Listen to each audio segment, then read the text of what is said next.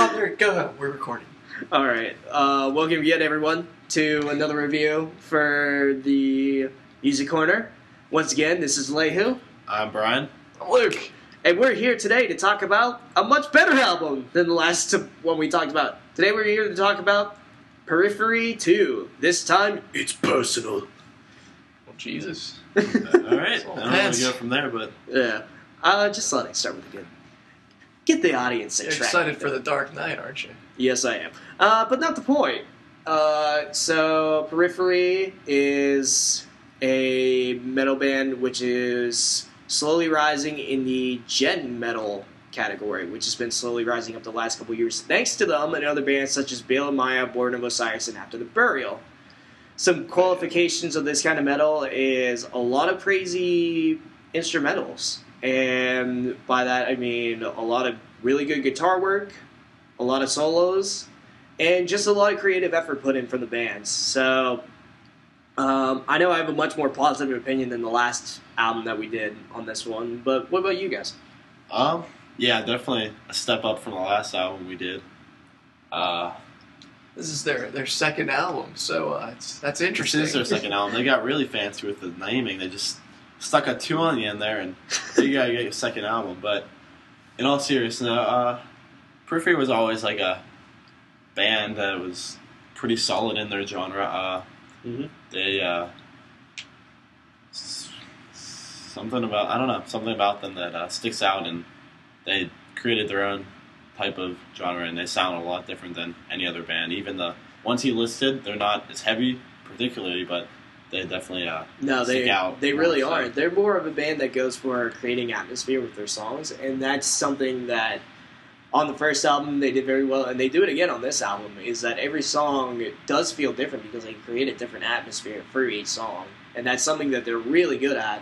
And I know that's not only credited to the instrumentals, which are led by their 3 guitarists, the main one being Misha Minor, who actually came up. He is the creator of the tuning that all these gen metal bands are using, such as Bale, Maya, Born of Osiris, and After the Burial. So without this guy, we wouldn't have those bands. Very true.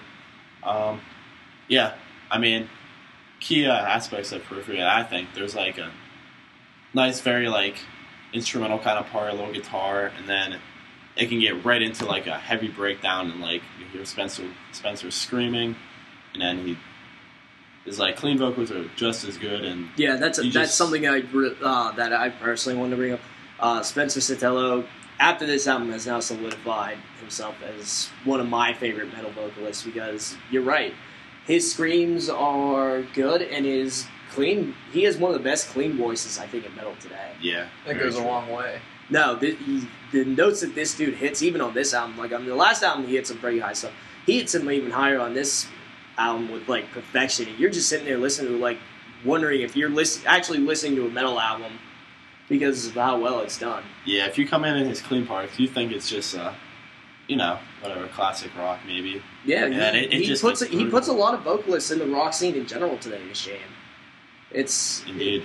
Yeah, but album definitely a step up. Like Alex was saying, Spencer's vocals got a lot better. Like as much as like you really could with him, but cleans were a lot better. He had some higher notes. Screams were a lot better. Mishu he kills it on guitar. Well, I think this is another thing I really wanted to bring up from the first and second album. I think this album shows a lot greater progression of balance between the guitars. As in the last album, there is really only Misha doing the work. When this album, I feel like all 3 guitarists are contributing in their own ways, and it definitely helps to allow them to do some more atmospheric, crazy, but really good sounding stuff. I think there was much more experimental work on this album, and I think it works all in their favor. Very true. Now, Alex, when you were listening to this album, did you find yourself like hearing like, oh, that's a really cool riff, and then like popping down to your iPod, like, which song is this? Yeah. So I want to remember that. That's a great sign. Yes. Yeah, that happened multiple times on this album. Like the song Ragnarok starts off with a great combination of a guitar and bass line. It's not really complex, but it sounds incredible just the way that they did it. And I guess that transitions into another point I really wanted to bring up. The production, top notch on this. The mixing, everything was so well done. Every instrument sounds crisp. Every note sounds clean. It's very well done. You don't get the feeling that one instrument is taking over another. You get the full sound. And it's 69 minutes exactly. Well, that actually perfect. That actually brings up one of the problems, unfortunately, that I do have with this album, is that it like we said, it's a 69-minute album. It is a long-ass listen. It's a long listen. So, what I had to do, at least when I was listening through it, I had to break it up into 2 days. Like, I listened to the first half one day and then the second half the other day, just because it does kind of tire you out after a while. It's true. It's like a good long movie where it does try to keep you attention, but, we humans are losing more and more attention span a day due to the fast nature of everything around this. So, plus the whole album's pretty intense, right? Oh yeah, it is a sonic firestorm on your ears. But it's not like Abbey Road or Abbey Road. Well, that's huge, all. Yes, huge album. But that's chill. It just mellows you through it. That's chill, and you're not punching babies the whole time. One of the other problems I do have with the album is that I don't know if this was a criticism you had, Brian, but I kind of thought the song quality kind of started dipping as you got towards the end of the album. Yeah, it did start to lose me a little bit at the end, and you're right. Yeah, the quality got low down. Another criticism that we kind of talked about, it's just even the first Periphery album, I listened to it the first time and everything mushed together. It's one long thing. I never looked at the song titles. I just listened right through it. It's hard to distinguish. Oh, really? I mean, I didn't know. Until you listen to it a few times and actually listen to songs individually, it is kind of mushy to me. And I don't know. I sense 2 different opinions here. I never got that feeling on, but I kind of did on the first one. I didn't get it on this album. I think every song was different in some way possible. I mean, they're definitely different. I just couldn't.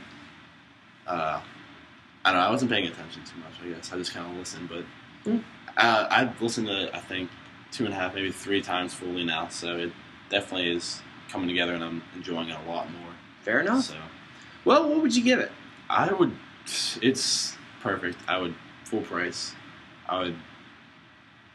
Yeah. Good. Aside from some minor criticisms I do have of the album, it is one of the best metal albums of the year by far, and that's really refreshing to hear considering it's only July. I mean, we've had some good metal albums this year. Every Time I Die came out with a solid one, and now this has been one of my most anticipated, and it lived up to all expectations that I had. So I'm going to give it a enthusiastic full price. There is, like I said, my criticisms are it's a little too long in that the songs on the second half of the album, just beside for some, just don't quite live up to the praise that the first half came up with. So true. Yeah. I mean, they didn't. It's kind of hard to change too much. They definitely did a lot more and went crazy, but. I mean, it's the same sound. It was good and made it a little better. Yeah, it was just a little long, but if you listen to the whole thing, it's beautiful, and I would definitely do it full price. Yeah. I mean, if you are a fan of guitar instrumentals, good vocals, definitely check these guys out.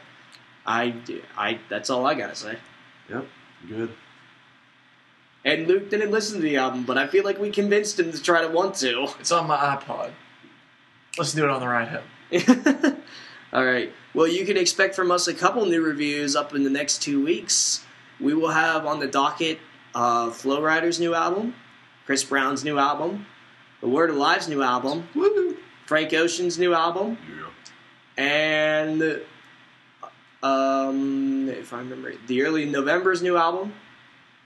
And I believe, if I remember correctly, that's it. And we'll be doing Blood on the Dance Floor. No, we won't. Okay. Of course. No. Does Chris Brown use his punches as the percussion in his album? Because I feel like that would have an interesting twist. You're a dick. I'm just saying. All right. Well, since that doesn't have anything to do with Periphery, we're going to leave that as a note to go off on. And hopefully girls actually keep listening to us instead of not from that sexist remark, but we're going to go off on that. Good night, everybody. Good night.